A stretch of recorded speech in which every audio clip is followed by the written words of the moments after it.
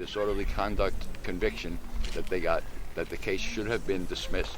We're going to ask an appellate court to reverse the decision and to endorse the defendant's position that the pipeline is imminently dangerous and a danger to all of people in this community and in the New York City area. Were you filing that appeal? The notice of appeal was filed here this morning.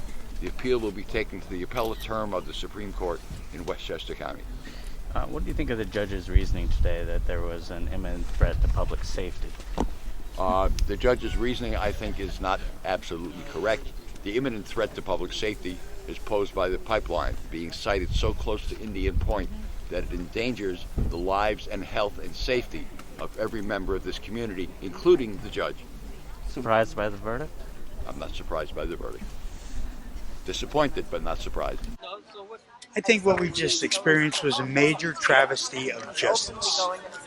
My name is Andrew Ryan. I was just sentenced along with 8 other people for trying to prevent a disaster from being built too close to a nuclear power plant, that if the worst were to happen, and it could because it's happened with other pipelines, that a minimum of 20 million people could die, okay, and probably would.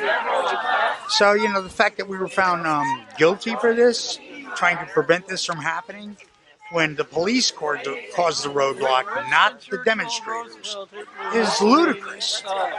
And what we have to say as people in this country doesn't seem to bear much weight on the legal system's response to what we do, because they do not study the evidence.